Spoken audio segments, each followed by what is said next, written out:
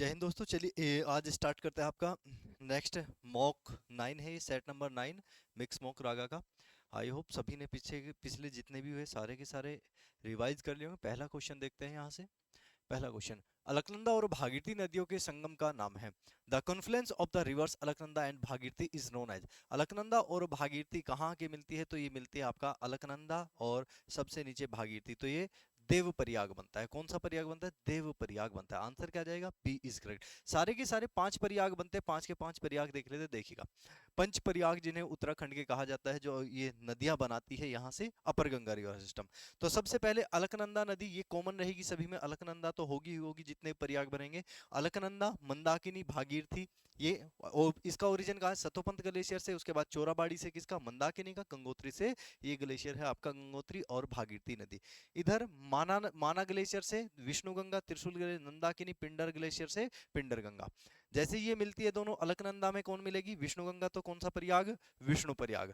उसके बाद फिर अलकनंदा में नंदाकिनी मिलेगी, तो कौन सा प्रयाग? नंद प्रयाग। उसके बाद अलकनंदा में पिंडर गंगा, तो फिर यहाँ से कर्ण प्रयाग। उसके बाद फिर अलकनंदा में मंदाकिनी, तो रुद्र प्रयाग, और सबसे नीचे पाया जाता है देव प्रयाग। इसके बाद क्या कहलाती है नदी? गंगा कहलाती है। तो ये 5 प्रयाग है, 5 के 5 आपको याद रखें। 5 प्रयाग का क्वेश्चन बन जाता है कौन सी नदी मिलती है, जिनमें से अलकनंदा कॉमन रहने वाली है, बाकी सभी अलग अलग हो जाएंगी। Next question, which among the following wave is used for communication bye artificial satellite. कृत्रिम उपग्रह के जरिए संचार के लिए किन तरंगों का प्रयोग किया जाता है? तो इसके लिए ये आपका माइक्रोवेव का प्रयोग किया जाता है। सैटेलाइट के लिए माइक्रोवेव का, और रेडियो अगर पूछा जाए आपका रेडियो कम्युनिकेशन के लिए, तो रेडियो वेव का प्रयोग किया जाता है। तो ये आपकी जो इलेक्ट्रोमैग्नेटिक वेव है, ये कितने टाइप की है? ये लगभग लगभग आपके 5-6 टाइप की होते हैं। इन्हें सभी को देख ले। जैसे एक निमोनिक है, एक निमोनिक में खत्म कर दिया गक्स यूवीमर, गामा, एक्स, यू, उसके बाद अल्ट्रावायोलेट, विजिबल, इंफ्रारेड, माइक्रोवेव और रेडियो वेव। तो सबसे पहले इनके कार्य भी लिखे। विद्युत चुम्बकीय, सबसे ज्यादा अगर पूछता है आवर्ती किसकी है, तो सबसे ज्यादा आवर्ती यानी कि फ्रीक्वेंसी गामा की है। और सबसे कम अगर पूछा जाए, ये लैम्डा से शो किया जाता है, तरंग दैर्ध्य है, तो वेवलेंथ सबसे कम किसकी? गामा की। तो ये दोनों बनाए हैं पूरा का पूरा स्ट्रक्चर। यहां से देखें, गामा, गामा का प्रयोग चिकित्सा प्रयोजना था। धातु धातु में दोष पता लगाने में किया जाता है। एक्सरे, मानव शरीर में हड्डियों की संरचना एक्सरे कराने के लिए जाते हैं। उसके बाद फिर यूवी रे, ये अल्ट्रावायोलेट रेज का, ये आणविक संरचना या फिर खगोल विद्युत आकाश गंगा के बारे में पता करने के लिए यूज किया जाता है। दूसरा, ये हार्मफुल होती है बॉडी के लिए। उसके बाद फिर विजिबल रेज, जो हमें लाइट दिखाई देती है, वो कौन से? विजिबल रेज है।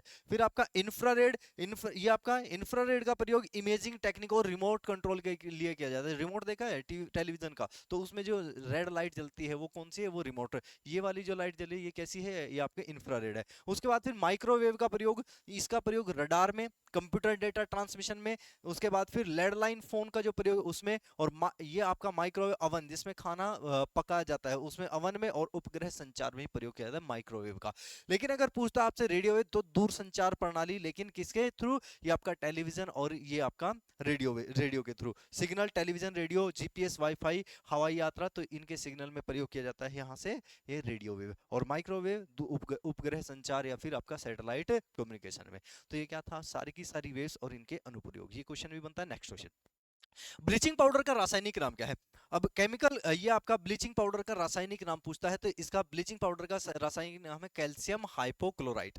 अब कैल्शियम हाइपोक्लोराइट, इसका फॉर्मूला क्या है? तो इसका फॉर्मूला हो जाता है CaOCl2। क्या हो जाता है? CaOCl2, या फिर इसे क्या भी कहा जाए? विरंजक चूर्ण भी कहा जाता है। इसे किस लिए यूज किया है? इसका वाटर प्यूरिफिकेशन में यूज किया जाता है। इससे पहले एक ऑप्शन लेगा कैल्शियम क्लोरेट। तो कैल्शियम क्लोरेट किस लिए? ये खरपतवार नाशक है, यानी कि वीडीसाइड के लिए, खरपतवार, खेत खलिहानों में खरपतवार को मारने के लिए इसका प्रयोग किया जाता है। तो यहां से आंसर क्या जाएगा? विरंजक चूर्ण। नेक्स्ट क्वेश्चन है आपका, संगम युग का संबंध कहां के इतिहास से है? अब संगम का संबंध कहां से? ये नीचे भारत में नीचे की ओर, ये क्या है? तमिल, तमिल से संबंधित है। तो क्या होगा? तमिलनाडु से संबंधित है, जहां पर कौन रहा करते थे? यहाँ पर चेर, चोल, पांड्या, चेर, चोल और पांड्या रहा करते थे। पांड्या। अब चेर, चेर की अगर पूछा है, इनकी राजधानी पूछता है, चेर की राजधानी क्या थी? तो चेर की राजधानी धनुष बाण थी। क्या थी? धनुष और बाण थी, धनुष बाण। चोल की राजधानी, सॉरी, ये राजधानी, ये साइन पूछता है इनकी, साइन, तो ये साइन धनुष बाण था। उसके बाद चोल का साइन अगर पूछता है, तो चोल का साइन क्या रहा था? यहाँ से बाघ रहा था। क्या रहा था? बाघ। और पांड्या का साइन रहा था कार्प, यानी कि दो मछलियां जिन्हें कहा जाता है। अब यहां से तमिल के बारे में थोड़ी सी बात, तमिल साहित्य के बारे में करते हैं। तो तमिल लिटरेचर में अगर देखा जाए तो दो तरह की बातें आती है, एक साहित्यिक ग्रंथ आते हैं, एक व्याकरण ग्रंथ। साहित्यिक ग्रंथ पूछा जाता है ये आपका शिल्पादिकरम। शिल्पादिकरम इलांगो अधिगल के द्वारा लिखा क्या है, साहित्यिक ग्रंथ है किसका, तमिल साहित्य का। उसके बाद फिर यहां से दूसरा पूछा जाता है मणि मैखले, ये शीतले सतनार के द्वारा लिखा गया है, ये इंपोर्टेंट है, शिल्पादिकारम इंपोर्टेंट है। दूसरा व्याकरण ग्रंथ पूछा जाता है, ये भी तोलकापियम, किसके द्वारा लिखा गया, तोलकापियर के द्वारा लिखा गया। एक ये पूछा जाता है अगियतम, ये भी व्याकरण ग्रंथ है, और ये सबसे प्राचीन कौन सा ग्रंथ है, सबसे प्राचीन व्याकरण ग्रंथ है किसका, तमिल साहित्य का। तो ये बातें आपको याद रखनी है तमिल साहित्य से। नेक्स्ट अगला question, where do find the temple of Angkor Wat. Angkor Wat मंदिर कहाँ स्थित है, तो अंकोरवाट मंदिर कंबोडिया में स्थित है, ऑप्शन क्या जाएगा आपका, सी इज करेक्ट। इसके बाद ये थाईलैंड, मलेशिया, म्यांमार, आसपास के देशों में कौन से हिंदू मंदिर है, इनके बारे में बात करते हैं। जैसे अंकोरवाट में कंबोडिया, पशुपतिनाथ मंदिर काठमांडू नेपाल में है, उसके बाद फिर प्रम्बानन मंदिर ये इंडोनेशिया में, श्री स्वामीनारायण मंदिर पाकिस्तान, वेट फॉर सी सिनफेट मंदिर थाईलैंड, इंपोर्टेंट मार्क करेंगे मलेशिया का श्री सुंदर राज पेरुमल और श्री महामरियम्मन मंदिर, और एक म्यांमार का याद रखेंगे यहां से, नाथलांग केन्या मंदिर, नाथलांग क्योंग मंदिर। तो ये सारे के सारे आपको मंदिर याद रखने हैं। Next question, who amongst the following was the last Guru of the Sikh. सिखों के अंतिम गुरु निम्न में से कौन थे, तो सिखों के आखिरी गुरु के बारे में पूछता है, तो मैंने आपसे निमोनिक पहले ही बताया है,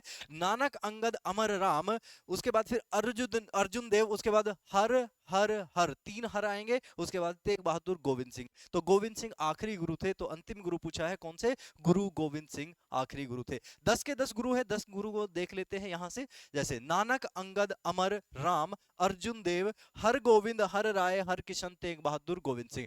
तो यहां से गुरु नानक लंगर प्रथा, इनके द्वारा क्या चलाया गया, लंगर प्रथा चलाई गई। अंगद देव के द्वारा कार्य, गुरुमुखी लिपि किसने बनाई, ये आपका अंगद देव। उसके बाद फिर 84 सीढ़ियों का कुआं बनवाया था पानी की व्यवस्था के लिए, अमरदास ने। रामदास ने अमृतसर का जलाशय बनवाया, जिसमें गोल्डन टेंपल बाद में बनवाया किसने, अर्जुन देव ने। हरमिंदर साहिब स्वर्ण मंदिर किसने बनवाया, ये था आपका अर्जुन देव। उसका हरगोविंद, इन्हें क्या कहा जाता है, ये आपका अकाल तख्त की स्थापना की थी इन्होंने। हर राय के द्वारा ये आपका गुरुबाणी का सत्कार किया गया। हरकिशन ज्योति ज्योत में जो लीन हो गए वो कौन थे, हरकिशन। औरंग ने जिनका शीश कटवाया था, और जहां जहां शीश कटवाया था वहां आज भी क्या बना है, शीशगंज साहिब गुरुद्वारा बना है, तो ये कहां, तेग बहादुर के द्वारा। उसके बाद फिर यहां से गुरु गोविंद सिंह आखिरी गुरु थे जिन्होंने खालसा पंथ की स्थापना की, और इन्होंने ये पांच नियम दिए थे, केस, कंघा, कड़ा, कच, कृपाण। तो ये 10 के 10 गुरु यहां से याद हो जाएंगे, गुरु नानक, अंगद, अमर राम। नेक्स्ट क्वेश्चन आपका, इंकलाब जिंदाबाद का नारा किसने दिया था, तो इंकलाब जिंदाबाद का नारा किसके द्वारा दिया गया, तो ये थे हमारे शहीद भगत सिंह। किसके द्वारा, शहीद भगत सिंह के द्वारा दिया गया। बाकी सभी नामों को हम देख लेते हैं आगे, यहां से किसने कौन से स्लोगन दिए, इंपोर्टेंट की बात है। सरफरोशी की तमन्ना अब हमारे दिल में है, देखना है जोर कितना बाजुए कातिल में है, किसका कथन है, राम प्रसाद बिस्मिल। तुम मुझे खून दो मैं तुम्हें आजादी दूंगा, किसका कथन है, सुभाष चंद्र बोस। उसके बाद फिर साइमन कमीशन गो बैक, किसने नारा दिया था, लाला लाजपत राय। स्वराज मेरा जन्म सिद्ध अधिकार है और मैं इसे लेकर रहूंगा, बीजी तिलक ने कहा। सारे जहां से अच्छा हिंदुस्तान हमारा, हम बुलबुले हैं इसकी, ये गुलसिता हमारा, किसके, मोहम्मद इकबाल के द्वारा। वंदे मातरम का नारा दिया गया बंकिम चंद्र चटर्जी के द्वारा। आराम हराम है किसने कहा, जवाहरलाल नेहरू ने कहा। तो ये इंपॉर्टेंट स्लोगन जो एग्जाम में पूछे जाते हैं। नेक्स्ट आगे बात करते हैं, इंडिया विंस फ्रीडम किसकी आत्मकथा है, India wins freedom is the autobiography of किसकी, अबुल कलाम आजाद की ऑटोबायोग्राफी है इंडिया विंस फ्रीडम की। ऑटोबायोग्राफी जो इंपॉर्टेंट है उनके बारे में बात कर रहे हैं। जैसे पहला नाम क्लोज टू बोन, किसके द्वारा लिखी गई, ये इंपॉर्टेंट है, 2024 में लिसा रे के द्वारा लिखी गई। उसके बाद फिर यहां से है आपका एन अनसुटेबल बॉय, किसके, करण जौहर के द्वारा, ये करण जौहर की ऑटोबायोग्राफी। उसके बाद knife, meditation after an attempted murder, 2024 important mark करेंगे किसके द्वारा, सलमान रशीदी की autobiography. Faster than lighting Usain Bolt, यानी कि दौड़ के लिए था। सिक्स, ये आपका six machine, I don't like cricket I love it, Chris Gayle के द्वारा। I don't like cricket I love it, Chris Gayle. Then justice for a जज, रंजन गोगोई के द्वारा। उसके बाद फिर यहां से ये याद याद रखना है, आत्मकथा, डायरेक्ट नाम ही लिखा है आत्मकथा, doctor Rajendra Prasad. Race of my life Milkha Singh. My music my life Ravishankar, ये आपका पंडित रविशंकर सहना उसके जो ये वादक थे। उसके बाद फिर वेटिंग फॉर अ वीजा किसके द्वारा, डॉक्टर बी आर अंबेडकर। उसके बाद Test of my Life Yuvraj Singh, most important. Then Playing It My Way Sachin Tendulkar, ये भी मोस्ट इंपोर्टेंट है। इसके बाद बात करते हैं यहां से, ये इंपोर्टेंट मार्क करें 2025 में ही ये लिखी गई है, वॉइस फॉर द वॉइसलेस। क्या, वॉइस फॉर द वॉइसलेस किसने लिखी, ये जो 14वें दलाई लामा है टेंजिन ग्यास्टो इनके द्वारा लिखी गई है, तो इंपोर्टेंट मार्क कर लेंगे। अगला क्वेश्चन है, Who proposed the preamble for the drafting committee of the constitution? संविधान की मसौदा समिति के अच्छा ठीक है, प्रस्तावना किसके द्वारा प्रस्तुत की गई थी, तो ये आपका मसौदा समक्ष प्रस्तावना किसके द्वारा, तो प्रस्तावना कौन लेके आया था, तो मसौदा समिति के समक्ष प्रस्तावना कौन लेके आया, तो प्रस्तावना लेके आए थे आपके जेएल नेहरू, जवाहरलाल नेहरू ले गए। कब की बात है, ये आपके 13 दिसंबर की बात, 13 दिसंबर तीसरी बैठक सभी को याद है, तीसरे नंबर की बैठक जो थी उसमें 13 दिसंबर को ऑब्जेक्टिव रेजोल्यूशन लेके आए थे। क्या लेके आए थे, ऑब्जेक्टिव रेजोल्यूशन लेके आए थे, तो आंसर क्या आ जाएगा, जेएल नेहरू। नेक्स्ट क्वेश्चन, भारतीय संविधान के निम्नलिखित में से किस अनुच्छेद द्वारा अस्पृश्यता समाप्त की गई, तो 2000, ये आपका आर्टिकल 14, ये equal protection of law, equality before law. उसके बाद फिर यहां से ये इक्वल प्रोटेक्शन ऑफ लॉ लिख देता हूं मैं, और उसके बाद फिर equality before law, equality before law, before law, ये दो बातें आती हैं। उसके बाद फिर यहां से आर्टिकल 18, ये आपका टाइटल्स का अंत करता है, किसका, यहां लिख दिया गया डायरेक्ट याद रखें, टाइटल्स यानी कि उपाधियों का अंत है, उपाधियों का। उसके बाद फिर article number 17 is correct, C is correct answer, अस्पृश्यता का अंत हो जाता है। 19 में मैंने आपको 6 प्रकार की स्वतंत्रता बताई है, 19 कौन कौन सी स्वतंत्रता देता है, आंसर क्या जाएगा, सी। नेक्स्ट, इसके बाद फिर संघ लोक सेवा आयोग के सदस्यों के पद का कार्यकाल होता है, तो ये आपका यूपीएससी के लिए कौन सा पार्ट है, यूपीएससी पार्ट किस पार्ट में आ जाता है, पार्ट 14 में आ जाता है। और यहां से पूछा जाता है आपका आर्टिकल, तो आर्टिकल कहां से 315 से लेकर 323 तक, कहां से 315 से लेकर आर्टिकल नंबर 323 तक कौन बात करता, किसकी बात होती है, यूपीएससी की बात होती है। अब यूपीएससी की आयु कितनी है, तो 6 वर्ष या फिर 65 वर्ष की आयु प्राप्त करने तक ये पद पर बने रहते हैं, ये इनका टेन्योर कार्यकाल हो जाता है, आंसर सी। नेक्स्ट, इसके बाद भारत का राष्ट्रीय पुष्प कौन सा है, अब राष्ट्रीय पुष्प कौन सा है, राष्ट्रीय पुष्प जाएगा भारत का लोटस। अब यहां से पक्षी पूछता है, राष्ट्रीय पक्षी क्या है, तो भारत का राष्ट्रीय पक्षी ये है आपका पिकॉक यानी कि मोर, मोर। उसके बाद फिर एक राष्ट्रीय, अगर पूछ ले आपसे राष्ट्रीय पशु कौन सा है, तो राष्ट्रीय पशु जाएगा आपका बाघ, बाघ। उसके बाद फिर एक राष्ट्रीय पूछा जाता है आपसे राष्ट्र चिन्ह, भारत का राष्ट्रीय चिन्ह, राष्ट्रीय चिन्ह कौन सा है, तो राष्ट्रीय चिन्ह है आपका अशोक, अशोक चक्र, ये कौन सा हो जाता है, अशोक चक्र हो जाता है। उसके बाद फिर पूछा जाता है यहां से नेशनल, क्या होगा नेशनल में, राष्ट्रीय ट्री, नेशनल ट्री कौन सा है, राष्ट्रीय पेड़, तो राष्ट्रीय पेड़ कौन सा होगा, राष्ट्रीय पेड़ होगा आपका बरगद, कौन सा होगा, बरगद होगा। और क्या पूछा जा सकता है यहां से, पक्षी हो गया, पेड़ हो गया, पशु हो गया, बाकी ये क्या था आपका फ्लावर लोटस। नेक्स्ट, अगले क्वेश्चन है आपका, निम्नलिखित में से सबसे बड़ा व्रत कौन सा है, आर्कटिक सर्कल, आर्कटिक सर्कल किसे कहा जाता है, आर्कटिक सर्कल कहा जाता है 66.5 डिग्री नॉर्थ लेटीट्यूड को कहा जाता है। उसके बाद विषुवत circle, B is correct answer, equator, equator को सबसे बड़ा सर्कल बोला जाता है। ट्रॉपिक ऑफ कैंसर क्या है, ट्रॉपिक ऑफ कैंसर कितने डिग्री है, 23.5 डिग्री नॉर्थ लेटीट्यूड को कहा जाता है। मकर रेखा किसे कहा जाता है, ये आपका 23.5 डिग्री, लेकिन कितना, कौन सा लेटीट्यूड, साउथ लेटीट्यूड को कहा जाता है, आंसर जाएगा बी इज करेक्ट। इसके बारे में थोड़ी सी बातें देखते हैं यहां से, जो इक्वेटर है, इक्वेटोरियल सर्कल है, इक्वेटोरियल सर्कल कितनी, इसकी लेंथ कितनी है, परिधि कितनी है, तो ये 40,075 किलोमीटर है। अगर पूछा जाए इक्वेटोरियल डायमीटर, इक्वेटोरियल डायामीटर पूछा जाए, तो डायमीटर कितना हो जाए, 12,756 किलोमीटर हो जाता है। अगर पूछा जाए आपसे पोलर के बारे में, पोलर पोलर ग्रेट सर्कल कितना है, तो 40,008 किलोमीटर हो जाता है। और पूछा जाए पोलर डायमीटर कितना, तो 12,714 किलोमीटर देखने को मिलता है। नेक्स्ट बात करते हैं आपका, मीठे पानी का सबसे बड़ा जलाशय क्या है, तो मीठे पानी का सबसे बड़ा जलाशय क्या है, यानी कि पूरे विश्व में सबसे अधिक फ्रेश वाटर कहां पाया जाता है, तो एक ग्लेशियर्स में पाया जाता है। कितने परसेंट पाया जाता है, 2.05% एरिया पर पाया जाता है। लगभग कितने, 2.5% पानी क्या है, पीने लायक है। बाकी का ये 0.5 है, बाकी का कहां कहां पाया जाता है, पूरा का पूरा वाटर परसेंटेज देख लेते हैं। वाटर परसेंट में देखिएगा वाटर डिस्ट्रीब्यूशन कैसे है अर्थ पर।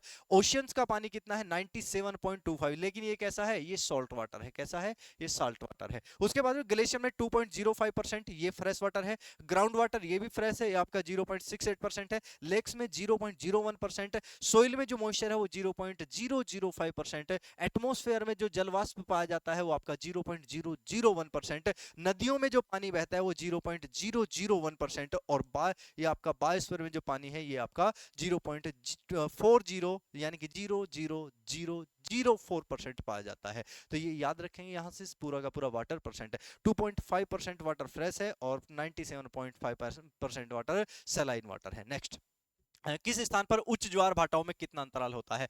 अब ये आपका टाइड एंड एब्स की बात करता है। तो ये आपका निम्न, अगर मैं अर्थ को इस तरह से बना दूं तो अर्थ पर कहां कौन कौन से टाइड देखने को मिलते हैं। तो अर्थ पर यहां भी हाई, जहां एक जगह पर इसके ये हाई टाइड होगा तो इसका एंटीपोड जस्ट अपोजिट पॉइंट पर भी क्या आता है, हाई टाइड आता है। इधर की तरफ लो टाइड बनेगा तो इसके जस्ट अपोजिट, अगर ये पॉइंट है यहां से, इसका जस्ट अपोजिट इधर की तरफ एक इससे तीर निकाल दिया जाए तो पीछे की तरफ जो जाएगा वो क्या कहलाएगा, इसका एंटीपोड कहलाएगा। एंटीपोड पर यहां भी क्या बनेगा, लो टाइड बनेगा। तो लो टाइड, हाई टाइड से यहीं पर इसी जगह पर घूमकर आने में जो समय लगता है तो वो कितना लगता है, वो लगता है आपका 24, लगभग 24 घंटे और मिनट लगे, 24 घंटे 52 मिनट लगते हैं। कितना, 24 घंटे और 52 मिनट लगती है। अगर पूछा जाए आपसे ये हाई टाइड यहां बना था और यहां से यहां तक आने में, इस हाई टाइड तक आने में समय लगेगा तो वो लगेगा 12 घंटे 26 मिनट का समय। इसके बाद फिर ये हाई टाइड बना था, इससे लो तक आने में कितना समय लगेगा, तो इसका आधा लगेगा यानी कि 6 घंटे और 13 मिनट का समय लगेगा। तो आंसर क्या गया, बी इज करेक्ट। नेक्स्ट आगे देख ले, ज्वार भाटा के बारे में सिंपल से क्वेश्चन क्या बनते हैं। हमेशा अगर उच्च ज्वार आता है, हाई टाइड आते हैं, स्प्रिंग टाइड जिन्हें कहा जाता है, ये हमेशा पूर्णिमा और अमावस्या के दिन, न्यू मून और फुल मून के दिन, यानी कि या तो चंद्र ग्रहण होगा या सूर्य ग्रहण के दिन आते हैं। उसके बाद फिर निम्न, जब भी आपके निम्न ज्वार आते हैं, नीप टाइड आते हैं, तो वो कब, सप्तमी और अष्टमी के दिन आते हैं। 7th and 8th day of Hindi month इस दिन आते हैं। अब यहां से क्वेश्चन स्टैटिक बनता है, विश्व में सबसे ऊंचे ज्वार कहां आते हैं, फंडी की खाड़ी में आते हैं। भारत का सबसे ऊंचा ज्वार कहां, खंबात की खाड़ी में। और एक दिन में 4 बार, वैसे जनरली 2 बार ज्वार आते हैं, एक बार चंद्रमा के ग्रेविटेशनल फोर्स के कारण, एक बार अर्थ के कोरियोलिस फोर्स के कारण यहां से क्या देखने को मिलता है, ज्वार देखने को मिलता है। एक जगह पर 2 बार, लेकिन साउथहैम्पटन इंग्लैंड में एक दिन में 4 बार आता है, क्योंकि वहां पर बीच में इंग्लैंड का पार्ट आ जाता है, इधर से एक बार नॉर्थ सी से, एक बार अटलांटिक ओशियन से, तो दिन में 4 बार आते हैं। तो ये 3 स्टैटिक क्वेश्चन बनते हैं। नेक्स्ट क्वेश्चन पूछा जाता है, when too much money is chasing too few goods the situation is, जब बहुत अधिक धन बहुत कम वस्तुओं के पीछे भाग रहा हो, यानी कि क्या है, बहुत अधिक धन है, यानी कि क्या है, डिमांड। डिमांड तो क्या हो जाती है, जब ज्यादा हो जाती है और उसकी सप्लाई कम रह जाती है, सप्लाई कम होगी। मान लीजिएगा आप वस्तु खरीदने के लिए, कोई भी वस्तु खरीदने के लिए बाजार में गए, वहां पर 10 व्यक्ति एक ही वस्तु को खरीदने के लिए खड़े हैं और जरूरत सभी को है, तो सभी क्या देंगे, पैसे ज्यादा देंगे, तो वो क्या आ जाएगा, आपका मुद्रास्फीति होगी, यानी कि इन्फ्लेशन आ जाएगा, उसे इन्फ्लेशन कहा जाता है। तो बहुत अधिक धन बहुत कम वस्तुओं को के पीछे भागेगा तो उसे क्या कहा जाएगा, इन्फ्लेशन। इसका जस्ट अपोजिट होगा, यानी कि जब किसी भी वस्तु की डिमांड घट जाए लेकिन उसकी सप्लाई बढ़ जाए। जब भी आलू आलू नया आलू आता है बाजार में, तो आलू एकदम से उसकी सप्लाई बहुत ज्यादा है तो उसकी डिमांड घट जाती है और उसको वो क्या हो जाता है, गिर जाता है उसका भाव, तो क्या कहलाता है, डिफ्लेशन कहलाता है। इस तरह से बाकी सारी बातें देख लेते हैं यहां से। इन्फ्लेशन, ये आपका डिफ्लेशन क्या होता है, वस्तु व सेवाओं की कीमतों में गिरावट। मुद्रास्फीति क्या होता है, वस्तु सेवाओं की अगर कीमत आएगी तो उसमें वृद्धि होगी। डिमांड सप्लाई दोनों कंसेप्ट होता है। एक एक बात याद रखनी है, ये वाला कंसेप्ट आजकल बहुत ज्यादा चला है, इसे बोलते हैं stagflation. What is stagflation, inflation ज्यादा और अनएम्प्लॉयमेंट दोनों, इन्फ्लेशन और अनएम्प्लॉयमेंट दोनों ही कंटिन्यूअस बढ़ते रहे तो उसे स्टैगफ्लेशन कहा जाता है। इसमें डिमांड किसी वस्तु की कम होती है, जीडीपी भी कम होती है और यहां से सप्लाई भी कम होती है, और इसको मापने के लिए फिलिप्स कर्व का यूज किया जाता है। उसके बाद फिर आपका रिसेशन, रिसेशन क्या होता है, मंदी, लगातार 2 तिहाई में जीडीपी में गिरावट क्या कहलाती है, उस देश में आर्थिक मंदी कहलाती है। तो ये क्या है, आर्थिक मंदी। Next question, The atomic number of carbon is 6 and its atomic mass is 12. How many are there protons in the nucleus of carbon? पिछली क्लास में मैं बता के आया था आपसे, जब भी क्या होगा परमाणु क्रमांक की बात करता है तो परमाणु क्रमांक किसके बराबर है? प्रोटॉन की संख्या, नाभिक में उपस्थित प्रोटॉन की संख्या। अब क्या कहा इसमें? परमाणु भार 12 है, परमाणु क्रमांक 6 है। परमाणु क्रमांक 6 है तो क्या होगा? डायरेक्ट यहीं से क्लियर हो जाता है, आंसर जाएगा आपका ए, ये 6 प्रोटॉन होंगे। नेक्स्ट क्वेश्चन, हास्य गैस का रासायनिक फॉर्मूला क्या है? The chemical formula of the laughing gases. तो लाफिंग गैस किसे कहा जाता है? नाइट्रस ऑक्साइड को लाफिंग लाफिंग गैस कहा जाता है। और यहां से आपका क्लोरोपिक्रीन को, ये नाम याद रखें, इसे अश्रु गैस कहा जाता है। इसका फॉर्मूला CnH2n भी होता है। तो आंसर क्या जाएगा आपका? ये आपका N2O, इसे कहा जाता है नाइट्रस ऑक्साइड। नेक्स्ट क्वेश्चन, निम्नलिखित में कौन सा रोग वंशानुगत है? तो वंशानुगत, यहां से मैंने आपसे मायोपिया, एनीमिया, ये सारी बातें, ल्यूकीमिया, ये सारे के सारे मैंने पहले करा दिए हैं। वंशानुगत रोग कौन सा है? यहां से हीमोफीलिया इज करेक्ट आंसर। तो वायरस से होने वाली बीमारियां बताई, उसके बाद मैंने आपसे बैक्टीरिया से होने वाली बताई, प्रोटोजोआ से, और ये आपका कर्मी रोग भी बताया, फंगस से होने वाली बीमारी भी बताई। आज ही बात करते हैं किसके बारे में? यहां से ये रह जाता है आपका वंशानुगत रोग। वंशानुगत रोग देखेगा कौन कौन से? हीमोफीलिया बहुत ज्यादा पूछा है, दूसरा Down syndrome, thalassaemia, muscular dystrophy, वर्णांधता यानी कलर ब्लाइंडनेस, मोस्ट इंपोर्टेंट पूछा जाता है, क्लेफ्ट लिफ्ट।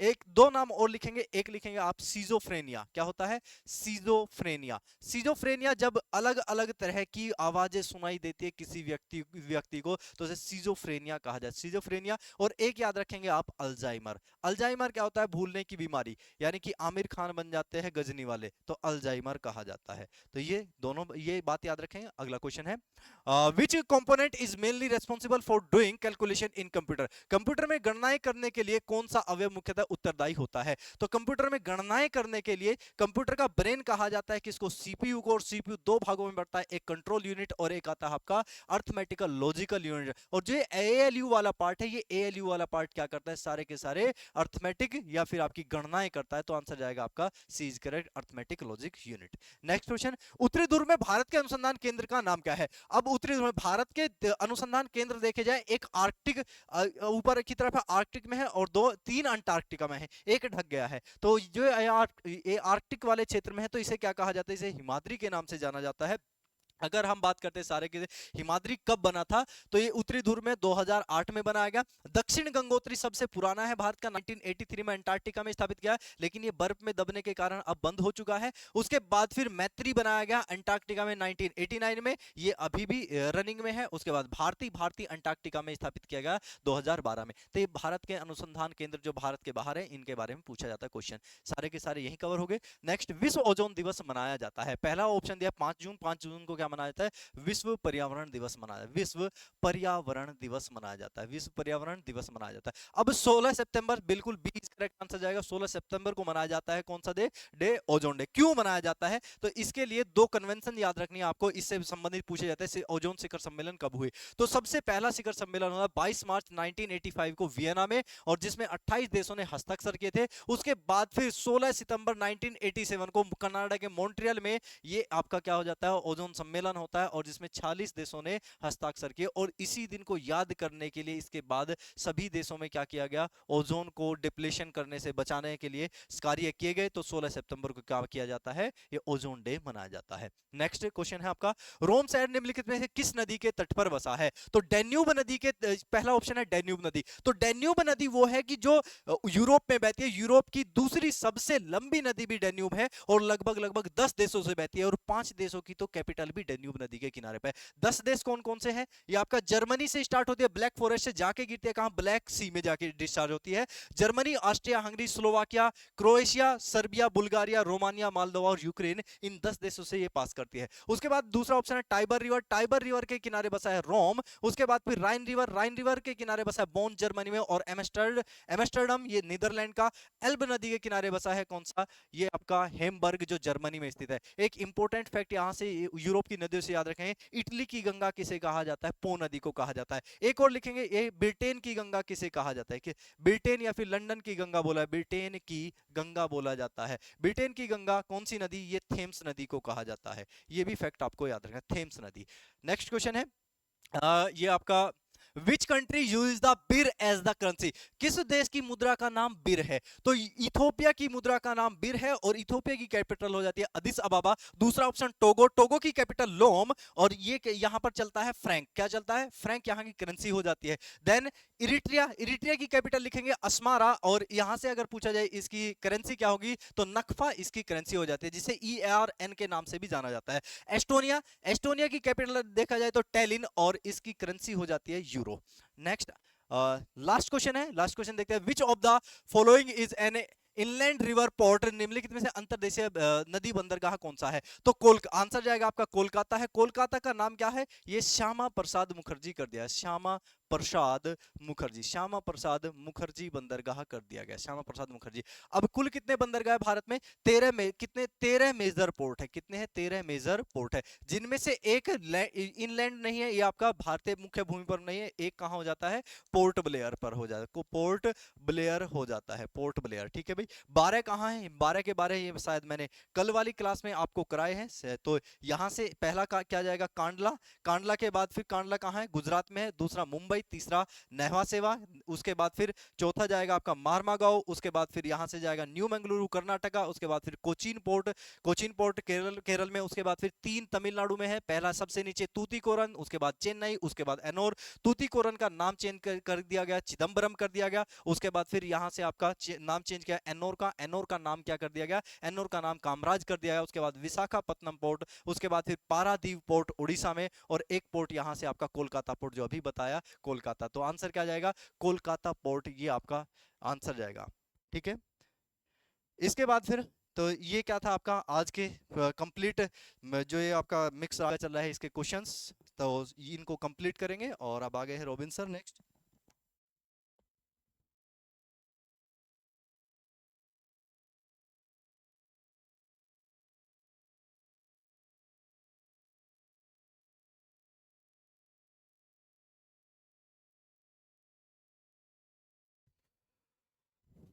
जय हिंद प्यारे बच्चों, जय हिंद जय भारत। कैसे हो आप सभी?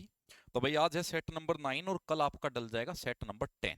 इनका अच्छे से रिवीजन कर लेना। अगर आपने इनका अच्छे से रिवीजन कर लिया ना, तो आपको किसी मैराथन की जरूरत पड़ेगी ना कहीं की जरूरत पड़ेगी। ठीक है, अगर आपने इन्हीं का बेहतरीन तरीके से रिवीजन कर लिया। कुछ बच्चे पूछ रहे थे सर अगर हम इन्हीं को कर ले मैराथन ना देखे। बेटा अगर आप इनको भी अच्छे से कर ले तो मैराथन की जरूरत नहीं है।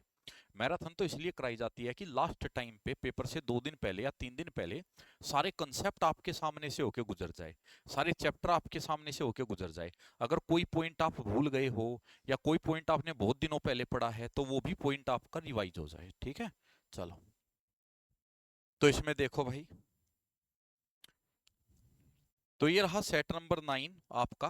क्वेश्चन नंबर फर्स्ट रीजनिंग का। क्वेश्चन में दिया 6 सहकर्मी है ABCDEF समान दूरी पर एक वृत्ताकार मेज पर एक साथ भोजन कर रही है। सभी केंद्र की तरफ चेहरा किए हुए 6 हैं। केंद्र की तरफ चेहरा है 1 2 3 4 5 6। वो कहता है डी ई और बी का निकटतम पड़ोसी है। जो डी है वो ई और बी के बीच में है। डी ऐसे भी हो सकता है और ऐसे भी हो सकता है, बीच में है। चलो, जबकि सी ए और एफ का निकटतम पड़ोसी है। उन्हें कहा जो सी है वो ए और एफ के बीच में है। ऐसे किसी भी तरीके से हो सकता है, सी जो है ए और एफ के बीच में है। यदि ए ई के निकटतम पाए, यहां से शुरू करो, ए ई के जस्ट लेफ्ट में है। ए ई के, ई को मान लो यहां, ई के लेफ्ट में कौन है? ए है। अब ए और एफ का पड़ोसी था सी, तो ये ए हो गया, ये एफ लेंगे जिसका पड़ोसी हो गया सी। हो गया। अच्छा जी, ई और बी के बीच में था डी, ई ये रहा, तो बी यहां लेंगे, बीच में हो जाएगा डी। आ गए सारे, बैठ गए। तो उसने कहा सी के निकटतम लेफ्ट कौन है, तो सी के लेफ्ट में कौन है ये पूछा है, तो सी के लेफ्ट में कौन है? एफ। अंदर चेहरा है तो राइट में तो कौन होगा? राइट में तो एफ होगा और लेफ्ट में ए होगा, क्योंकि अंदर की तरफ देख रहा है। राइट में एफ और लेफ्ट में कौन होगा? ए होगा। तो आंसर कौन आया? उन्हें कहा सी के निकटतम लेफ्ट, तो सी का लेफ्ट पूछा है, तो सी के लेफ्ट में तो ए होगा, और ए तो अभी ऑप्शन में नहीं है, कोई बात नहीं, एक बार और देख लो। उन्हें कहा ए ई के निकटतम लेफ्ट है, ई के लेफ्ट में ए है, तो ई के लेफ्ट में ए लेना था, तो ई के लेफ्ट में लेना था। ये यहां मिस्टेक कर दी, ई के लेफ्ट में लेना था ये। देखो, ई के लेफ्ट में, तो ई के लेफ्ट में था ए, ई के लेफ्ट साइड ए लेना था। अब ए और एफ के बीच में सी था, ए तो एफ होगा यहाँ, ए और एफ के बीच में होगा सी। हो गया। अब ई और बी के बीच में डी था, तो यहाँ पे बी लेंगे, बीच में होगा डी। अब उसने पूछा सी के लेफ्ट में बताना है कौन है, तो सी यहाँ है। सी का राइट तो पड़ेगा ए और लेफ्ट पड़ेगा एफ, तो कौन हुआ? एफ। ठीक है, इसको देखो। पहला इसमें आपका सिलोक्स वाला है, सभी बोतलें बैग है, सारी बोतलें जो है बैग है, तो बोतलें बी टी मान लो और बैग बी जी मान लो। ठीक है, कुछ बैग पेंसिल है, कुछ बैग जो है पेंसिल है लो जी, और कुछ पेंसिल शोपनर है, कुछ पेंसिल शोपनर है। वो कहता है सम शोपनर्स आर बोतल, सम शोपनर, कुछ शोपनर बोतल है, कहा नहीं जा सकता। अच्छा, some bottles are pencil, some bottles जो है वो पेंसिल है, कुछ बोतल। देखो बैग और पेंसिल तो है, बोतल और पेंसिल का कहा नहीं जा सकता, गलत। तो दोनों क्या हो जाएंगे, रोग हो जाएंगे, कोई सा भी नहीं निकलेगा, ना इधर न तो एक न दो। नेक्स्ट देखो, आगे उसने टीडीजी, देखो टी होता है 20, 4, 7, 20 में से 4 घटाऊ 16, 4 में 4 जोड़ू 8, 7 में ना तो 4 घटा के 0 आता ना 4 जोड़ के, इसका मतलब है प्लेस वैल्यू में तो कुछ जोड़ना घटाना है नहीं। 2 8 9, 2 8 9, यहां भी देखो 2 8 9 को 2 को 4 लिखू प्लस 2, 8 को 3 लिख नहीं सकता, 9 को 2 लिख नहीं सकता, ये तो तरीका है नहीं। एक बार गुणा करके देखो इनकी, अगर इनकी गुणा करो, चलो वहां तो गुणा बढ़ी जाएगी, यहां देख लो। अगर इसकी गुणा देखो 9 अट्ठे 72, 72 दूनी 144, 144 बनाइए, और अगर मैं देखो 144 गुणा 3 आ जाएगा, यानी कि ये तो बना 144, अब 144 गुणा 3 हो जाएगा 132, यानी नंबर ऑफ लेटर से मान लो। और ये 20 चौक 80 और 80 सत्ते 560, 560 गुणा 3 हो जाएगा 1680, बन गया। बेहतरीन क्वेश्चन था, क्योंकि दिमाग में थोड़ा मुश्किल आता है, एग्जाम में आएगा तो बहुत बच्चे छोड़ के आएंगे। तो 11 गुणा करो, 11 पंजे 55, 55 तिया 165, अब कर देंगे गुणा 3, तो 5 तिया 15, 6 तिया 18, 19, 3 एकम 3, 3 एकम 3 और 1 4, 495। तो ये रहा आंसर। चलो देखो टीईए, अगर टी को देखो, टी तो जेड बी के नजदीक है नहीं, ए है, ए का पिछला जेड अगला बी, ई का पिछला डी अगला एफ, और टी का पिछला एस अगला यू, हो गया। तो ओ का पिछला एन ओ और अगला पी, आई का पिछला एच और अगला जे, तो एन पी एच जे से शुरू कर दो, एन पी एच जे रहा। ए बी का पिता है, ए पिता है बी का, बी सी का भाई है, बी भाई है सी का, सी डी का पति है, सी पति है डी का, डी ई की बहन है, डी बहन है ई की, ई एफ की माता है, ई माता है एफ की, एफ जी की पत्नी है, एफ पत्नी है जी की। परिवार में कितने सदस्य बता दो, 1 2 3 4 5 6 7, टोटल कितने सदस्य हो गए 7। लेकिन अब इसने देखो कितने पुरुष पूछा है, तो पुरुष प्लस वाले 1 2 3 4, पुरुष हो गए 4, 3 महिलाएं थी। 5 व्यक्ति पी क्यू आर एस और टी एक समाचार पत्र पढ़ रहे हैं, 5 है, तो 5 व्यक्ति चलो ऐसे मान लो 1 2, ठीक है 3 4 5 हो गए। अब वो कहता है समाचार पढ़ रहे हैं, जो इसे सबसे पहले पढ़ता है वह को देता है, the one who reads it first gives it to T, वह टी को देता है, जो इसको सबसे शुरू में पढ़ता है वो टी को देता है। तो सबसे शुरू वाला नहीं पता, लेकिन ये जो है टी को देता है, तो दूसरे नंबर पे टी पढ़ता है। ठीक है, जो इसे सबसे अंत में पढ़ता है उसने इसे आर से लिया, लास्ट में जिसने पढ़ा उसने आर से लिया, तो आर यहां होगा लास्ट में ये। क्यू इसे पढ़ने वाला पहला और अंतिम व्यक्ति नहीं है, क्यू ने ना तो शुरू में पढ़ा ना लास्ट में पढ़ा, तो क्यू हो गया बीच में, हो गया। अच्छा, अब उसने कहा है पी और आर के बीच में 2 पाठक है, पी और आर के बीच में 2 पाठक है, तो पी हुआ ऊपर, पी और आर के बीच में 2 हो गए, बचा कौन, P Q R S T, तो पी हो गया क्यू आर एस, बचा ये आ गया। कुछ ही पूछ लो वो हमसे, समाचार पत्र पढ़ने वाला तीसरा व्यक्ति कौन था, क्यू था। 4 संख्याएं दी गई है जिनमें से 3 किसी प्रकार से एक समान है और एक अलग अलग को पहचानो। ये देखो सारे 2 से कटते हैं, 2 से काटने का रूल देखा भी नहीं जाता। 3 से अगर मैं देखूं ये कटता है, ये कटता है, 3 3 ये कटता है, 3 2 नीचे ये नहीं कटता, तो ये सारे 3 से कटते हैं, ये नहीं कटता, या ये कह लो ये सारे 12 से भी कटते हैं, ये नहीं कटता, तो कई सारे तरीके चले गए। ये देखो 12 20 28 बड़ा नंबर 28 है, 31 21 11 बड़ा नंबर 31 है, तो ऐसा हो नहीं सकता, या तो बड़े नंबर सारे यहां होने चाहिए थे या फिर बड़े नंबर यहां होने चाहिए थे, तो बड़े के हिसाब से तो नहीं होगा, फिर कुछ और रूल लगाओ। अब अगर कुछ और रूल लगाते हो तो 20 में 12 जोड़ो, 20 और 12 32 नहीं आया। अच्छा जी, अगर मैं इन दोनों को जोड़ लूं 28 प्लस 12 40, 40 बटे 2 20, 31 प्लस 11 42, 42 बटे 2 21, तो यहाँ अब 19 दूनी 38 होना चाहिए, क्योंकि 38 का आधा 19 होता है, तो 21 में क्या जोड़ू 38 हो जाए 17, 21 और 17 38, 38 का आधा 19, 17 आंसर आएगा। काउंटिंग ऑफ ट्रायंगल्स बताना है। चलो देखो, अगर आप इसमें काउंटिंग करो 1 2 3 4 1 2 1 2 3 4 1 2, ये तो बेसिक है बिल्कुल। अच्छा जी, इसमें भी लगाओ 1 2, फिर इस वाले बेस पे 1 2, फिर इस वाले बेस पे 1 2। 4 और 3 7, 7 2 9 और 1 10, 10 और 2 12 और 1 13, 13 13 इधर हुए, 13 और 13 26, 26 और 3 26 और 3 29, 29 और 3 32, 32 और 3 35। तो 35 तो बिल्कुल साफ सुथरे मिल रहे हैं, क्योंकि 10 और 3 13 और 13 26 तो ये हो गए, 26 और 3 29, 29 3 32, 32 3 35। अब इसके अलावा कोई नया मिलता है क्या, उसको देख लो। ठीक है, ये वाला हो चुका है, ये वाला हो चुका है, ये वाला हो चुका है 35 में। अब इसके अलावा 35 ऑप्शन में ये तो गलत हुआ, ये गलत हुआ। 36वां देख लो कहीं मिलता है क्या। ये वाला बड़ा, ये भी हो चुका है इस वाले में 3 में। ये यहाँ इस बेस पे भी, इस बेस पे भी हो गया, इस बेस पे दोनों हो गए। इस पेज को आगे बढ़ाओ, कोई मिलता नहीं, नहीं मिलता, नहीं मिलता। इधर से भी देखो तो कोई नया नहीं मिलता, सारे हो चुके हैं लगभग लगभग। कोई नया मिला नहीं, मिला तो कौन गया, 35 ही गया। यदि संख्या 5 6 1 3 7 जो भी दी है आपको, ठीक है, में प्रत्येक विषम अंक में एक जोड़ दिया जाए। विषम में तो एक दो जोड़ दिया जाए, विषम में एक जोड़ दे 6, और ये दो विषम वालों को पकड़ो 4 8, और ये 8 विषम में। और प्रत्येक सम में दो घटाया जाए, प्रत्येक सम नंबर में दो घटा दिया जाए। 6 में से 2 गया, कितना आया, ये 4 आया। और सम में ये 2 आया, और ये 0, ये 4 और ये 6। ठीक है, तो इस प्रकार बनी संख्या में बाएं से तीसरे और दाएं से दूसरे। बाएं से तीसरे पहला, दूसरा, तीसरा 2, और दाएं से दूसरे पहला, दूसरा 8। अंकों का योग क्या होगा, 8 और 2 10। यह प्रश्न निम्नलिखित 3 अक्षर वाले शब्दों पर आधारित है। बायां, ओल, एंटी, पेट, आर दायां। तो बायां है ओल और दायां है ये। यदि प्रत्येक शब्द में यानी कि प्रत्येक जो पूरा शब्द है, प्रत्येक अक्षर को, हर एक लेटर को अंग्रेजी जो अल्फाबेट है वर्णमाला के क्रम में अगले अक्षर से बदल दिया जाता है, अगले लेटर से बदल दिया जाता है। प्रत्येक में अगले लेटर से बदल दिया जाता है, तो ये हो जाएगा बी। एल के बाद कौन आएगा, एल के बाद एम एम, ये हो जाएगा एन के बाद ओ, टी के बाद यू, और ई के बाद एफ, और पी के बाद P Q, E F, T U, और ये ए के बाद बी, आर, एस और ई एफ। इस प्रकार बने कितने शब्दों में कोई वोवल नहीं होगा, स्वर नहीं होगा, वोवल नहीं होगा। बी एम एम, इसमें कोई वोवल नहीं है, इसमें ओ यू है, इसमें भी यू है, और इसमें भी कोई वोवल नहीं है। तो दो ऐसे है जिनमें कोई वोवल नहीं हो। फिगर सीरीज 8 अगले कॉर्नर पे सेम 8, अगले पे अगले पे अगले पे, अब इस पे आएगा, सब में इसी पे है। अब इसमें देखो सीधा 8, सीधा सीधा 4 बार आया एक जैसा, फिर बदल गया। चलो अब ये नहीं पता अब कितनी बार आएगा, किसी और को देखो, चलो इसको देखो, एरो को। एरो एक बार सीधा, 2 बार, 3 बार, अब बदल गया, उल्टा उल्टा, 2 बार उल्टा।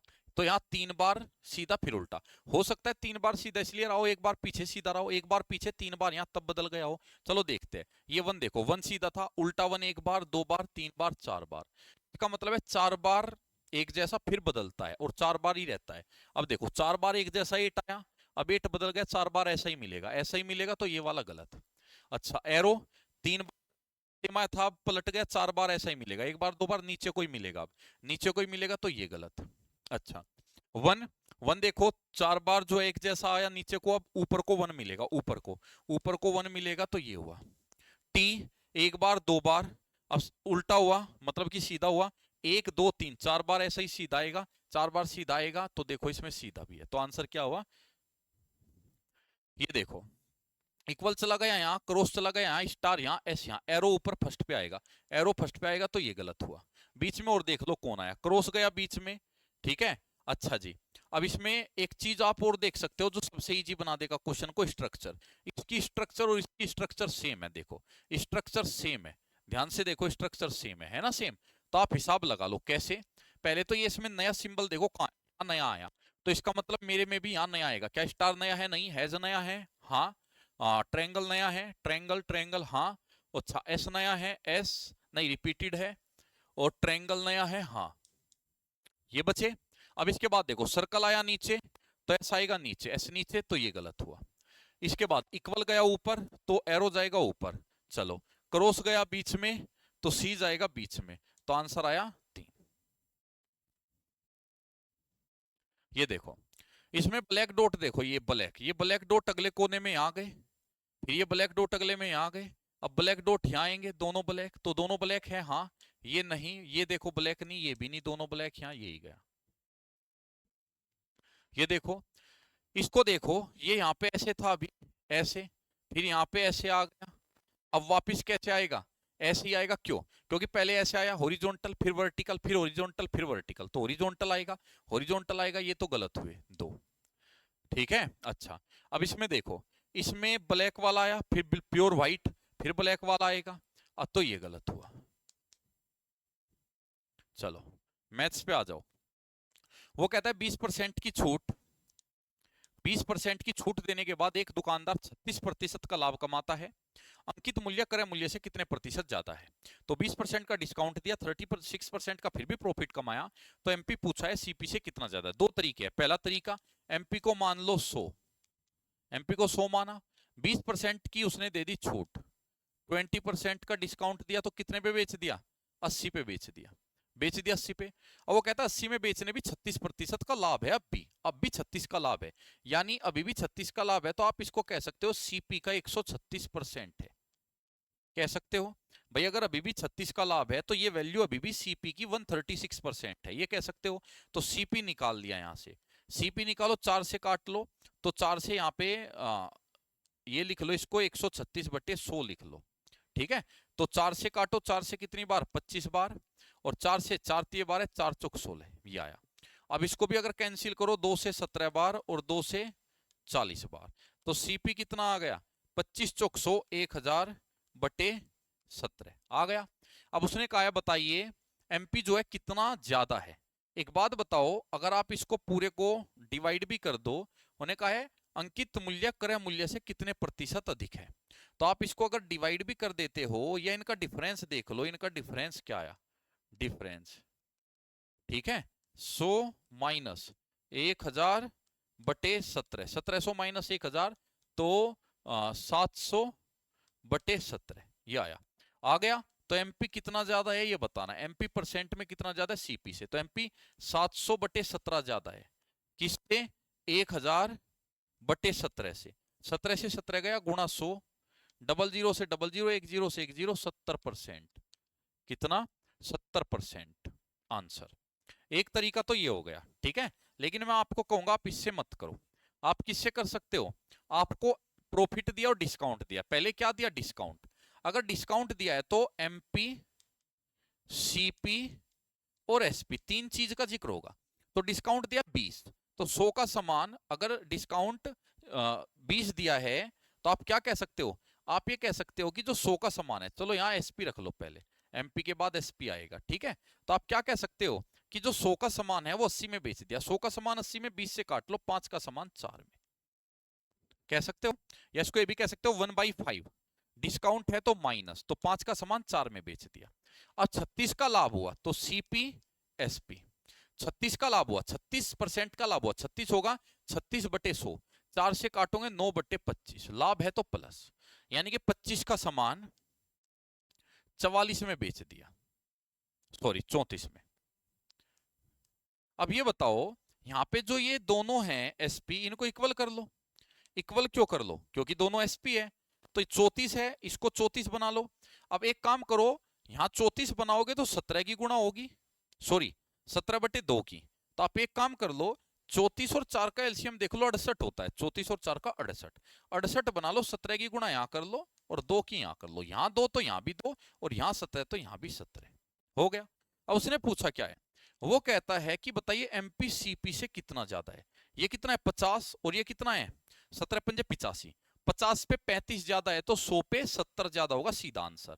या ये कर लो एमपी कितना परसेंट ज्यादा है, तो एमपी कितना परसेंट ज्यादा हुआ भाई? एमपी जो है आपका 50 से कितना हो गया? 17×5 = 85, 35 बढ़ गया 50 पे, गुणा 100,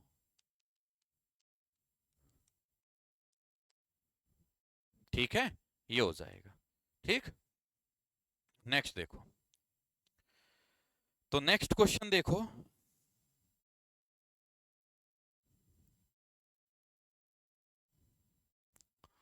एक वस्तु का क्रय मूल्य उस वस्तु के विक्रय मूल्य से 30% कम है। तो वस्तु का क्रय मूल्य विक्रय मूल्य से 30% कम है। एक बात बताओ, 30% का मतलब क्या होगा? 3/10, कम है माइनस। अगर ये एसपी है तो 3 कम, तो सीपी कितना हुआ? 7 हुआ, क्योंकि विक्रय मूल्य से 30% कम है। अगर एसपी 10 है तो सीपी 7 हुआ। तो कहता है लाभ कितना होगा, तो प्रॉफिट किस पे निकलता है, सीपी पे निकलता है, गुणा 100 निकलता है ना। तो प्रॉफिट कितना हुआ भाई, 7 का समान 10 में 3 का, किस पे 7 पे, 3/7 गुणा 100 कर लेना, ठीक है। सीधा आंसर जो है 42.8 आएगा। गुणा करना चाहते हो कर लो, गुणा 100। तो 300/7 डिवाइड करके देखना 42.86%, ठीक है।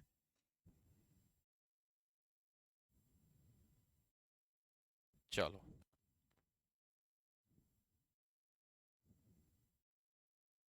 नेक्स्ट देखो, इस क्वेश्चन को पढ़ो।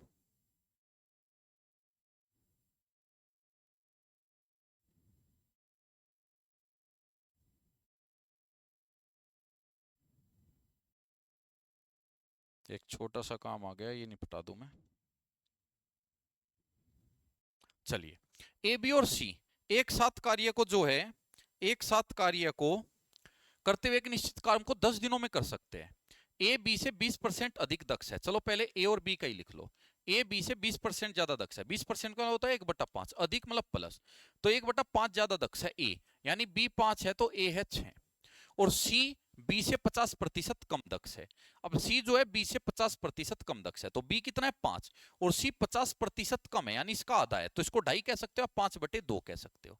अगर रेशो बनाओ तो 2 की गुणा कर दो यहां भी और यहां भी और यहां भी, तो ये कितना आ जाएगा 12, 10, 5 आ गया। बी अकेले उसी कार्य को, अच्छा अब देखो ये तो एफिशिएंसी आ गई उनकी। वो कहता है तीनों मिलकर 10 दिनों में करते। एक बात बताओ, ए एक दिन में 12 करेगा, बी एक दिन में 10 करेगा, सी एक दिन में 5 करेगा, तो एक दिन का कितना हुआ 12 और 10 22, 22 और 5 27। अच्छा डेली 27 करते हैं, तीनों मिलकर 10 दिन में करते हैं, तो टोटल वर्क कितना हुआ, total work efficiency into days, तो सारी कितनी आई 22 5 27। अच्छा कितने दिन में करते हैं 10, तो टोटल वर्क कितना हुआ 270 यूनिट। अब वो कहता है इस काम को अकेला बताओ, उसी काम को बी अकेला कितने में करेगा, तो बी कितने में करेगा बता दो, 270 बटे बी का कितना 10, 27 दिन, कितना 27 दिन, ठीक है ये हो गया। चलो नेक्स्ट देखो, सोमू ने एक साहूकार से 7% अर्धवार्षिक दर से साधारण ब्याज पर 10,000 रुपए लिए। देखो साधारण ब्याज के हिसाब से लिए, 3 वर्ष बाद बताओ साहूकार को कितनी धनराशि का भुगतान होगा। हाँ सर वोट देखो, तो 3 साल बाद बताना है कि साहूकार को जो है कितना यहाँ पे होगा। देखो अगर साधारण ब्याज पे लिया है, अर्धवार्षिक 7 है, तो वार्षिक बनेगा 14। सीधा सीधा हिसाब है, क्योंकि साधारण ब्याज में ज्यादा टेंशन वाली बात नहीं, सीधा 14% बन जाएगा, ठीक है, सालाना 14 बन जाएगा। अब 3 साल की बात कर रहा है, अगर 3 साल की बात कर रहा है तो ऐसा ही क्या होता है फॉर्मूला, PRT/100, तो P कितना 10,000, R कितनी 14 सालाना, 3 साल बटे 100, तो काट दो कितना 4200, 4200 ब्याज बना। लेकिन उसने क्वेश्चन में क्या पूछा है, उसने क्वेश्चन में ये पूछा है कि बताइए 3 साल बाद कितनी धनराशि का वो भुगतान करेगा, तो 10,000 वो और 4200 ब्याज, तो कितना हो गया 14,200। समकोण त्रिभुज की भुजाओं की लंबाई दे दी 5 12 13 और इसका परिमाप है 19, ठीक है। क्षेत्रफल भुजा मान लो 5x 12x, व्हाट्सएप में से देखो सर 12x, तो ये तीनों भुजा मान ली हमने कि तीनों भुजा जो है ये आपकी इस हिसाब से हो गई, यहाँ पे हो गई। अब इनका परिमाप है 90, जोड़ो इनको एक बार भाई, 12 और 5 17 17 30x हो गया, 30x आ गया 90, x आएगा 3, अगर x 3 आएगा तो भुजा आ गई 15 36 और 39 आ गई। वो कहता है त्रिभुज का एरिया बताओ, तो जो एरिया होगा ट्रायंगल का वो क्या होता है, वो हो जाएगा half base into height, base into height. अब ये देख के ही पता लग गया होगा, मैंने तुम्हें पढ़ाया 5 12 13 किसकी साइड होती है, राइट एंगल ट्रायंगल की, और अगर राइट एंगल ट्रायंगल की होती है तो हाफ, तो बेस इसमें क्या होगा, बेस दोनों छोटी भुजाएं होती है, तो 15 गुना 36। तो ये चीज यहां देखने वाली है, वरना फिर आपको हीरोन फॉर्मूला लगाना पड़ेगा जिससे क्वेश्चन लेंदी हो जाएगा। तो बिल्कुल बेसिक वाला लगाओ, क्योंकि 5 12 13 किसकी होती है, 5 12 13 ये होती है, लेकिन रियल में कितनी थी 15 थी, और ये कितनी थी 36, और ये कितनी थी 39। तो ये दो जो है बेस और राइट होगी, ये लगा दो, और 2 से कटा 18 बार, 2 इसको उधार दे दो, 30 बचा 9 9 3 27, 270। अच्छे से कर लेना इनको, क्योंकि ये मान लो हर कुछ करा दिया मैंने आपको इन प्रैक्टिस सेट में, सारे टाइप कवर करा दिए जो जो एग्जाम में बनते हैं। यदि 6225 रुपए की धनराशि को 3 भागों में बांटा गया है, पहले भाग का 4 गुना, पहला ये मान लो ए का 4 गुना, दूसरे भाग का 5 गुना, बी का 5 गुना और तीसरे का 7 गुना, सी का 7 गुना बराबर है, बराबर रख दो, रख दिए। अब इज इक्वल टू में कोई कांस्टेंट मान लो कुछ भी, या तो कांस्टेंट मान लो या इन्हीं का एलसीएम मान लो, इन सब का एलसीएम मान लो। 7 5 4 कुछ भी कॉमन नहीं है, तो 7 पंजे 35 और 35 चौका 140 मान लो, ठीक है। या तो मान लो के मानोगे तो ए का मान आएगा k/4, बी का मान k/5, सी का मान k/7, उनको रेशो में रख के सोल्व कर लेना, या तो ये कर लो, या 140 मान लो, सीधे मान आ जाएंगे। तो 140 मानोगे सीधे मान आ जाएंगे ए बी सी के, कैसे? 4 से 140 कटा कितनी बार? 35 बार। अच्छा, 5 से कटा 7 चौक 28 बार, और 7 से कटा 5 चौक 20 बार, सारे रेशो आ गए। अब उसने कहा है तीनों को जो मिला था 6225 मिला था, मेरे हिसाब से तीनों का कितना हुआ? 35 और 20 55 65 75 75 और 3 78 यूनिट, 75 सॉरी 35 45 55 65 75 75 और 8 80 और 3 83 83 यूनिट, 83 यूनिट किसके बराबर हो गई? 6225 रुपए। अब इसको कैंसिल करो भाई, 8 सत्ते 56, अगर मैं 7 बार में डिवाइड करूं, 8 सत्ते 56, 8 सत्ते 56 560 और 7 या 21, तो ये हो गया 581, 581। तो 8 सत्ते 56 581, ये 522 है, तो कितना बचा? 19 और 22, तो 21 और 19 40, 41 बचा और 5, तो 83 पंजे आ जाएगा 75 रुपए, एक यूनिट का मान आ गया 75। अब उसने कहा बताइए पहले और दूसरे भाग के बीच का अंतर, पहला और दूसरा भाग का कितना है? 15 यूनिट, तो 15 गुना 75, 15 यूनिट, तो 15 पंजे 75, 15 सत्ते 105, 105 और 7 112, 1125। कुछ गड़बड़ कर दी? हाँ, ए और, अच्छा पहले और दूसरे, सॉरी पहले और दूसरे का बताना है, पहले और दूसरे का, तो पहले और दूसरे का कितना आया? 28 से कितना? 7 यूनिट, यानी कि 7 गुना 75, 7 पंजे 35, 7 सत्ते 49 52, 525। तो ध्यान से करनी है कैलकुलेशन, गड़बड़ नहीं करनी। नेक्स्ट देखो, एक नाव कुल 52 मिनट में 10 किलोमीटर धारा के प्रतिकूल और 11 किलोमीटर धारा के अनुकूल जा सकती है। वो कहता है 52 मिनट लेता है, 10 किलोमीटर धारा के प्रतिकूल, प्रतिकूल जाएगी तो x माइनस वाई स्पीड से जाएगी, जहां पे x बोट की होगी और y होगी करंट यानी कि स्ट्रीम की, पढ़ाया है चैप्टर।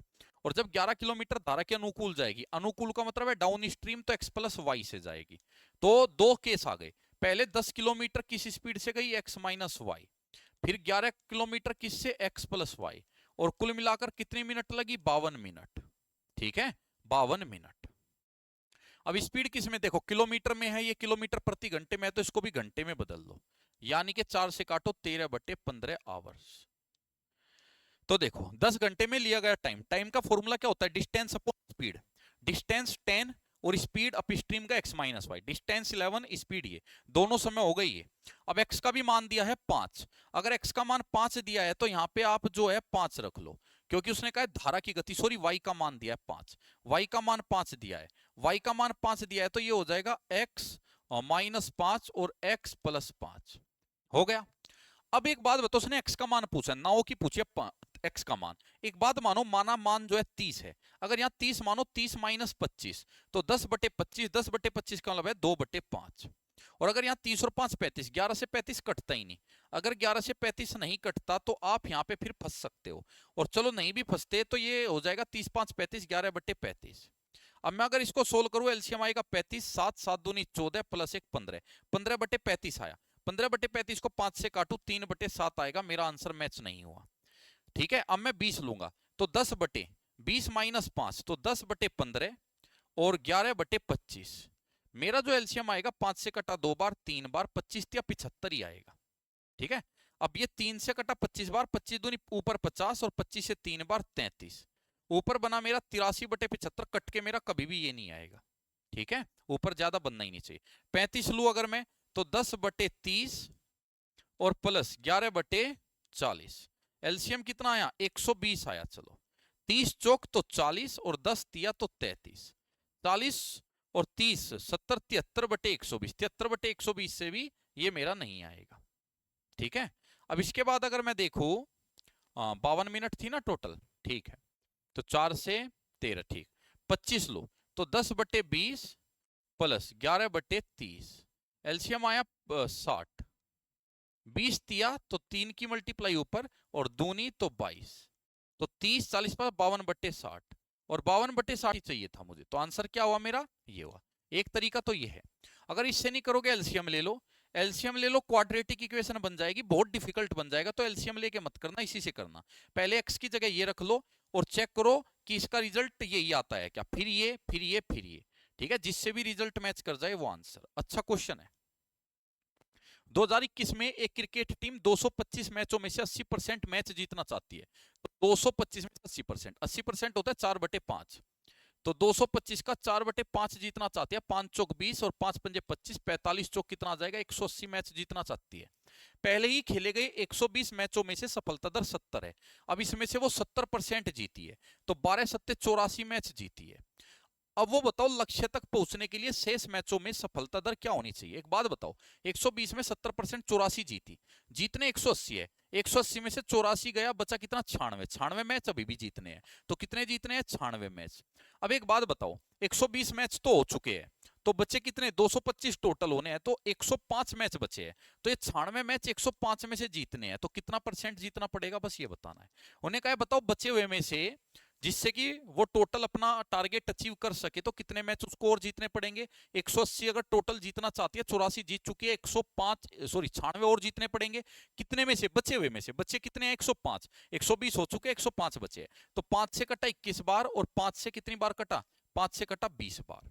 अब यहां से अगर आप इसको सोल्व करते हो तो 3 से काट लो, 3 तिया और 2 और 7, 32 दूनी 64, 640/7, तो ये आ जाएगा 640/7, 7 निम्मा 63, 1 और 0 एकम 3/7, 91 सही 3/7। क्वेश्चन एक से बढ़ के एक है। यदि मनोज 324 टॉफी 486 रुपए में खरीदता है, 486 रुपए में 324, तो एक टॉफी का सीपी आ गया, सीपी ऑफ 1 टॉफी, एक टॉफी का आ गया भाई 486 में 300, हाँ 486 रुपए में 324, तो एक टॉफी लगभग 1 रुपए से ऊपर की पड़ेगी, क्योंकि 324 खरीदी 486 रुपए में, 1 से ऊपर की पड़ेगी, पड़ रही है ना। अब वो कहता है वो 50% इस पे लाभ कमाना चाहता है। अगर वो 50% लाभ कमाना चाहता है तो 150% की वैल्यू निकाल दो भाई। 50% का मतलब होता है 1/2, लाभ कमाना चाहता है प्लस, तो इसका मतलब है वो 3/2 के यहाँ चाहता है, या सीधा ऐसे समझो 50% लाभ कमाना चाहता है तो 150% पे बेचना चाहता है, और 150% का मतलब क्या होता है 3/2, तो इसको 3/2 पे बेचना चाहता है, ठीक है। अब 3 से देखो, 3 एकम 3, 0 और 8, और इसको 2 से आप करते हो तो 2 से 2, 4 और 3, 243/108, अभी भी 3 से कट जाएगा, 3 अट्ठे 24 एकम, और 3 तिया 9, 3 संग 18, ठीक है, तो 9 से अभी भी कट जाएगा, 9 नम 81, 9 चौक 36, 9/4, 9/4 का मतलब है 2.25 रुपीज में बेचेगा एक टोपी, ठीक है। ये तो सीपी था, अब हमने क्या निकाल दिया, ये एसपी निकाल दिया एक टोपी का, एसपी। एक का सीपी ये था, 50% लाभ चाहता है तो 150 पे बेचेगा, तो एक टोपी 2.25 रुपए में बेचेगा। अब वो कहता है 90 रुपए में कितनी टोपी बेचेगा। अब एक बात बताओ, 90 रुपए में बताना है, तो ये तो फिर आप यहीं से इजी कर सकते हो। 9/4 का मतलब है कि यहां पे देखो ये क्या है, ऊपर 9 रुपए, 9 रुपए, क्योंकि ऊपर तो क्या था, रुपए और नीचे थी टोफी, ऊपर रुपए नीचे टोफी, तो 9 रुपए, 9 रुपए में कितनी, 4 टोफी बेचेगा। लेकिन वो कहता है 90 में कितनी बेचेगा, तो गुणा 10, गुणा 10, तो 90 रुपए में कितनी बेचेगा, 40 टोफी बेचेगा। तो इसको वापिस रिपीट करके देखना। राइफल शूटर अजय और भारत एक लक्ष्य को निशाने पर लेते हैं। यदि अजय के लक्ष्य पर निशाना लगाने की प्रायिकता, अजय के लक्ष्य पर निशाना लगाने की प्रायिकता 70% है, 7/10, और बी के लक्ष्य से चूकने की प्रायिकता 80 है। चूकने की प्रायिकता है, यहां देखो लगाने की थी 7/10 और ये चूकने की है, तो लगाने की निकाल लो। चूकने की 80 है तो लगाने की कितनी हुई 20, 1/5। अब क्वेश्चन सेम है, तो एक के लगाने की क्षमता 7/10 है प्रायिकता, और एक की प्रायिकता 1/5, यानी ये 10 में से 7 बार शॉट सही मारेगा, और ये 5 में से सिर्फ 1 बार मारेगा। अजय और भारत दोनों के निशाना लगाने की प्रोबेबिलिटी बताओ। अजय और भारत दोनों लगा दे, अजय भी लगा दे तो 7/10, और भारत भी लगा दे तो 1/5, और आएगा तो गुणा आएगी। आपको बताया था और आता है तो गुणा, एंड आता है तो गुणा, और या आता है, ये इंग्लिश में ये और, हिंदी में और का मतलब है एंड, और इंग्लिश में और का मतलब है या। तो या वाले केस में प्लस और एंड वाले में गुणा। तो ये बताओ, तो ये केस बन गया। तो कितना आया ये आपका 7/50। तो ये आई, लेकिन वो परसेंटेज में पूछता है, तो परसेंटेज में बदल दो, गुणा 100, 14%। तो दोनों जो है निशाना सही मारे, क्योंकि उसने कहा है अजय और भारत दोनों के निशाना लगने की, कि दोनों सही मारे निशाना, दोनों एक साथ सही मारे। तो इसके सही मारने की 7/10, इसके सही मारने की 1/5, दोनों का एक साथ लग जाए मात्र 14% है। क्यों हो सकता है इसका लग जाए इसका ना लगे, इसका लग जाए इसका ना लगे, तो मात्र 14% संभावना है कि दोनों एक साथ निशाना मार देंगे। बेहतरीन क्वेश्चन है। अब ये मत सोचना कि सर अकेले की 70 थी, इसकी अकेले की 20 थी, तो इनके बीच में ही आना चाहिए था। अकेले अकेले मारते तब इनकी इतनी थी, दोनों के निशाना लगने की प्रायिकता कि दोनों निशाना मार दे तब जाएगी ये। Sec x plus tan x 5, cosec x minus है ये देखो यहाँ एंगल एक्स में चल रहा है, एक्स में, और यहाँ चल रहा है वाई में, तो ये दोनों अलग अलग क्वेश्चन है। अब sec x plus tan x 5 है, तो sec x minus tan x हो जाएगा 1/5, पढ़ाया हुआ है, यहाँ भी पढ़ाया, इनमें भी मॉक सीरीज में भी और चैप्टर वाइज में भी पढ़ाया है। और ये हो जाएगा cosec y plus cot y बराबर 3। दो इक्वेशन बन गई। अब इनको जोड़ दो तो 2 सेक एक्स आएगा 25 26/5, सेक एक्स हो जाएगा 13/5, हाइपोटेनियस बेस परपेंडिकुलर आएगा 12, और इसको जोड़ दो कोसेक वाई हो जाएगा 10/3, 2 कोसेक वाई, 2 से कटेगा 5 बार, तो कोसेक वाई हो जाएगा 5/3, हाइपोटेनियस परपेंडिकुलर बेस आएगा 4। आ गया सब कुछ। अब उसने क्वेश्चन किया sec x plus cosec y, sec x, तो सेक एक्स था कितना, सेक एक्स था 13/5 प्लस कोसेक वाई कितना है 4, कोसेक वाई है सॉरी 5/3, ये तो हो गया। बीच में क्या है माइनस 10x। अब 10x इसकी हेल्प से निकलेगा परपेंडिकुलर अपॉन बेस, तो 12/5, 12/5 कोट वाई इसकी हेल्प से निकलेगा बेस अपॉन परपेंडिकुलर, तो base upon perpendicular 4/3 plus sorry minus 4/3 हो गया। अब एलसीएम ले लो, यहां कितना है 15, अब यहां 3 की गुणा 39 और यहां 25, 39 और 25, 39 एक 40, 50 60 64 माइनस एलसीएम 15, 12 36 माइनस 20, 36 में से 20 गया 16/15।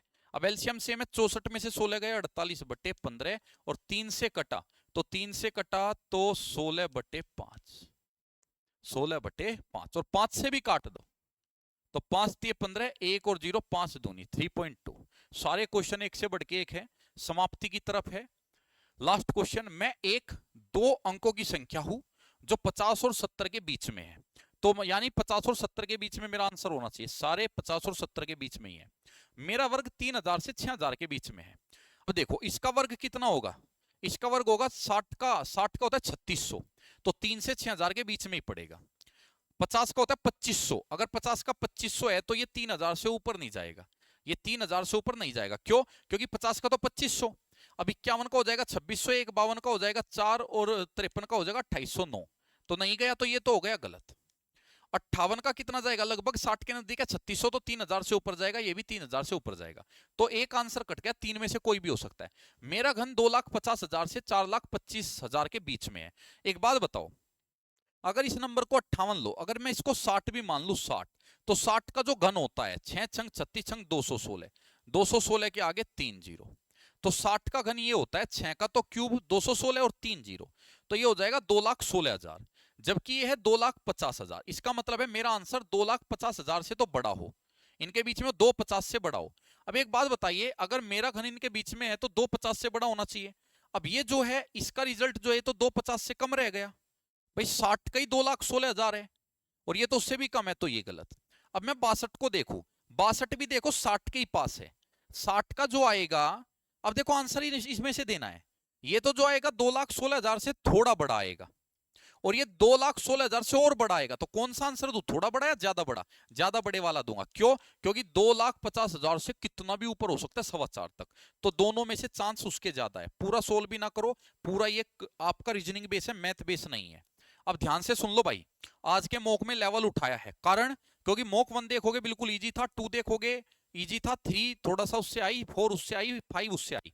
तो मैं हर मॉक को आराम आराम से हाई करते जा रहा हूं। सच्चाई तो ये है कि ये मॉक आपको हाई नहीं लग रहा होगा। अगर आपने ईमानदारी से पिछले 8 मॉक बनाए हैं तो ये हाई नहीं लग रहा होगा। अगर कोई बच्चा इसको देखेगा पहली बार में ही, शुरू में ही इसी को देखेगा, डायरेक्ट इसी को देखेगा, तो भाई उसकी हवा खराब कर देगा, उसको लगेगा सर आप वाई ग्रुप का पढ़ा ही नहीं रहे। लेकिन मैं सच्चाई बता रहा हूं, जो बच्चा मॉक 1 से इस सीरीज को देख रहा है ना, रागा स्पेशल सीरीज को, तो उसको इस सीरीज की वैल्यू पता होगी कि कितनी खतरनाक सीरीज है। हर क्वेश्चन छाट छाट के रख रहा हूं, इतना सोच समझ के क्वेश्चन रख रहा हूं कि आप क्वेश्चन बना लो। और मैं सच बताऊं, अगर ये 10 स्पेशल मॉक टेस्ट की सीरीज तुमने कर ली तो भाई साहब जो भी है ना लास्ट तक जाएगा इन सीरीज को करता हुआ और फिंगर टिप्स पे कर देगा, उसका सिलेक्शन होगा भाई, 100% सिलेक्शन होगा, मेरी गारंटी है। 100% सिलेक्शन होगा। एक मॉक रह गया, वो कल डाल देंगे। तो ये 10 की कंप्लीट हुई। जिन बच्चों का क्वेश्चन था कि सर ये बता दो कि वो भी करने की जरूरत है क्या मैराथन, भाई अगर आप इन 10 को अच्छे से कर लो, मैराथन की जरूरत नहीं है।